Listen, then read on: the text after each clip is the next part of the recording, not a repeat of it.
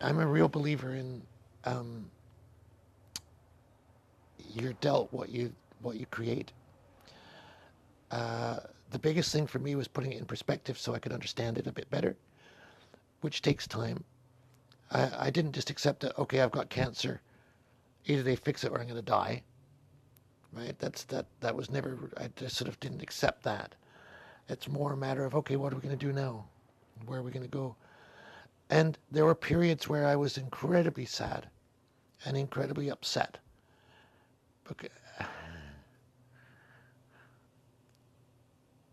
Because I'd lose my daughter.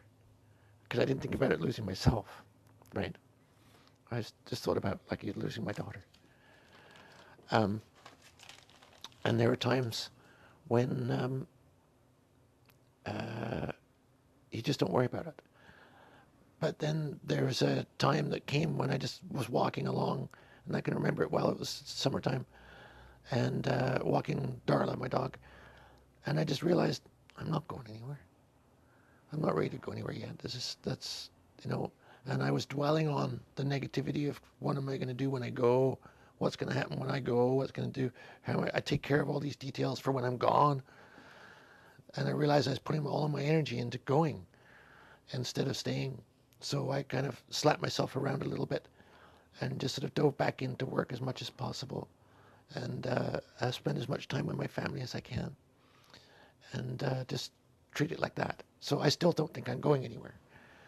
It's some days it's more of a battle than other days, but I'm not ready to go anywhere yet. I try and wake up with my daughter every day, and I try and put her to bed every day, and spend as much time with them as I can. Um, and that's something that actually taught me that I don't need to be here at 5 in the morning. I'm quite happy to be at home having breakfast with her and my wife, and then take the dogs for a walk if we have time, or go to school, or do whatever. And I'm enjoying that a lot. Um, and I found that I've got a lot more passion for my work now. I actually love it to pieces. I'm so fortunate to have such a great bunch of people I work with, who do it for the same reasons I do, and they've been incredibly supportive of me and understanding during this whole thing, and to be able to still work with them and get the job done is just amazing. It's just fabulous. So I just love it to pieces. I can't get enough of it. Lots of gratitude.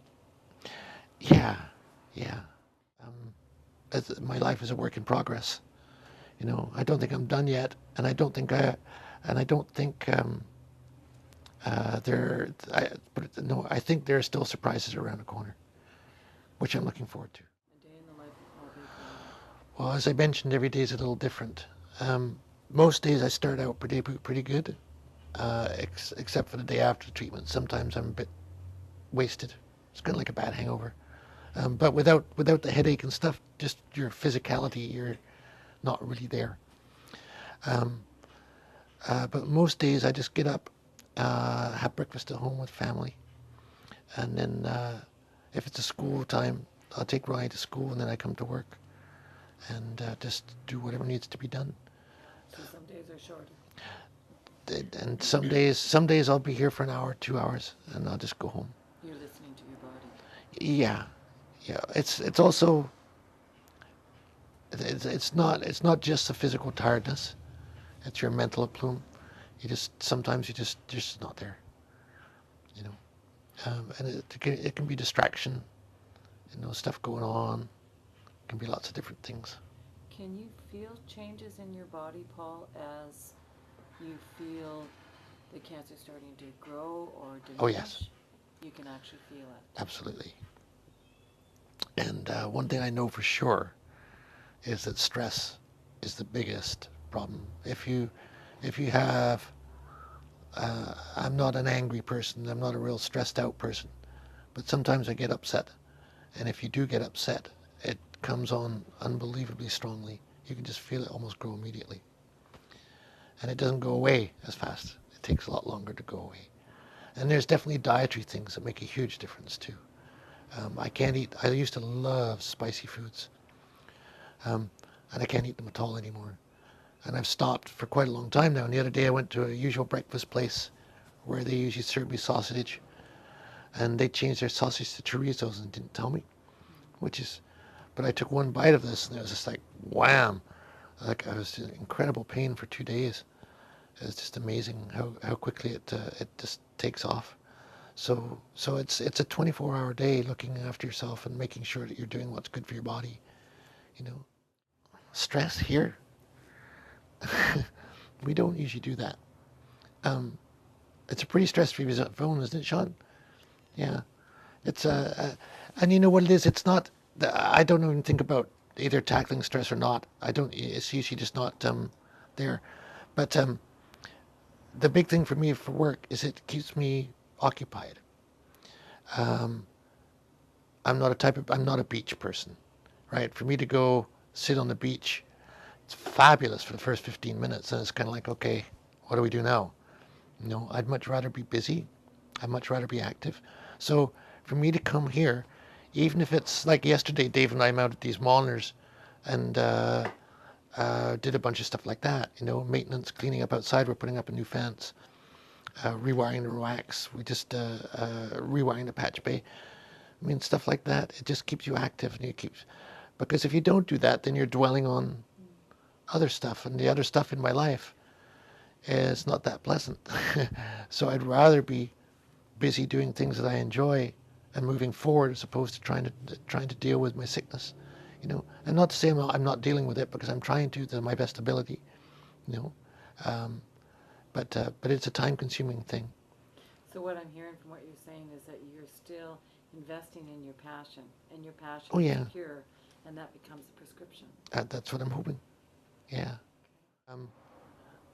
I know that there's no wealth. One of the reasons that I built the studio in the first place is I worked for a couple of studios, and as a staff engineer, a lot of the clients I still work with, I can remember, like even Craig Northey, the odds when I worked at Ocean, them coming in with a band, and it's like, sorry guys, your 6.5 hours are up. You're done, out of here, in the middle of a guitar solo. And it's just like, wait a minute, you're not getting it. This guy's in the middle of creating his art and you're kicking him out. It just didn't ring true to me, And one of the reasons I built the studio is because I didn't want to put those constraints on. Of course, you have to worry about money, and there's times where I work. One of the reasons I work so many hours is to make ends meet. It's not pure passion. It's just that it's expensive to do this. Number one, it's not cheap.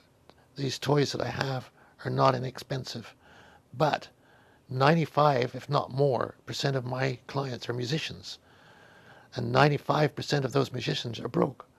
So I'm basically taking money from the people I admire the most, and quite often it's the last of their money, and trying to make as good a deal as I can for them, but at the same time, still try and create a business. And it's very, very tough. And I have no qualms about saying this. Any accountant, business manager, or bookkeeper who came in and saw my books would not consider it to be a good business plan. Because if I do it purely from passion, I don't look at the bottom line at the end of the month and go, okay, let's do this, right? If I did that, I would have quit 19 years ago. You have to do it from a point of view of passion, right? But then again, I mean, you get times where, you get Sean playing drums, Robbie playing guitar, Doug playing bass, and man, you could sit in here for weeks. Time could go by, and you go, oh, anybody got money for a coffee? And it doesn't matter, right? Because it's and everybody walks out of here with a smile on their face, and you've created some great music. And quite often, I've never even get a copy of the CD, but it doesn't matter.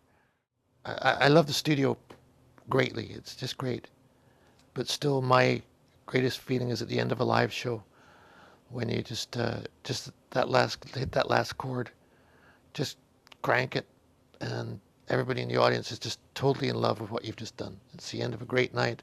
We just did one in Peachland, outdoors on a beach, and the audience is just so in love with what you've done, and I definitely feel part of that act. creating what they're putting on stage, being an engineer there.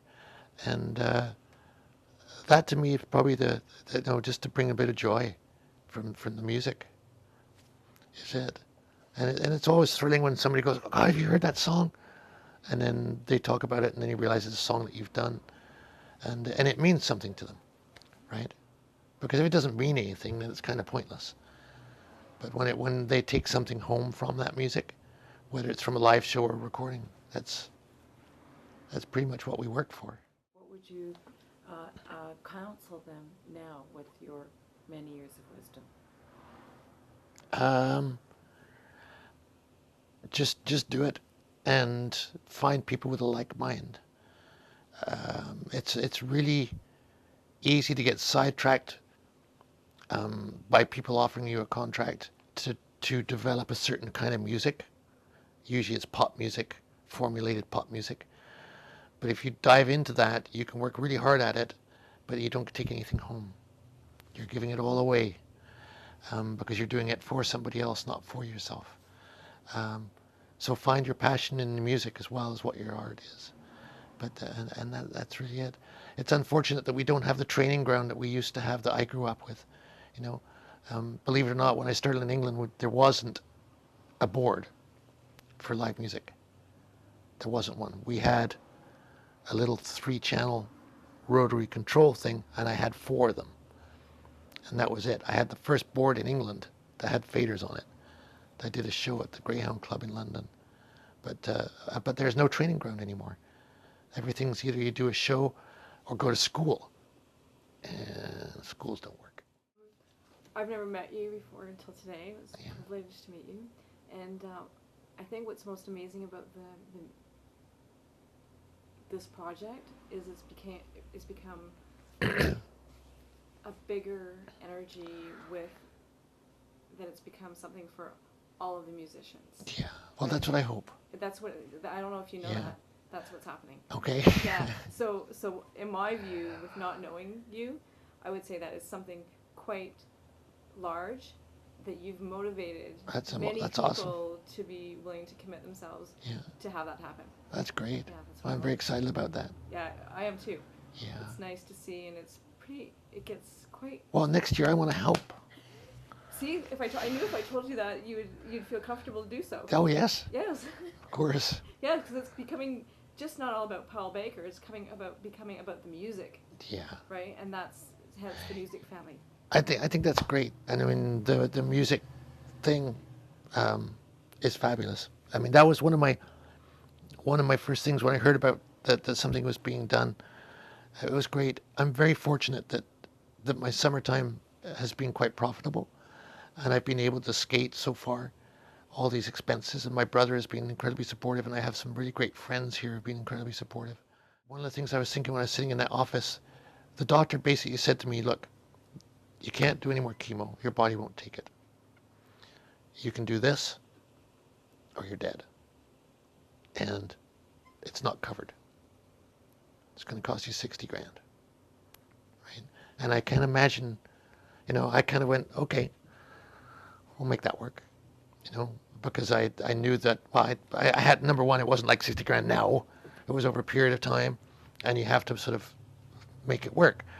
But I can't imagine being a single mom or somebody out of work or somebody who doesn't, just doesn't have a hope in hell, just being sat there and told your life has a price. I thought that was unbelievable. And it must be really hard for them to do that. And I don't understand why the medical system doesn't take care of them the way that they should. They should be taken care of just the same way as I am. Sean, anything else you want to add? Paul, you've never done an interview? Oh my God. It was good. You're a pro. It was great. Oh, good. Thanks. It was great, and I just want to say thank you. Thank you. But my You have to gosh. go to work.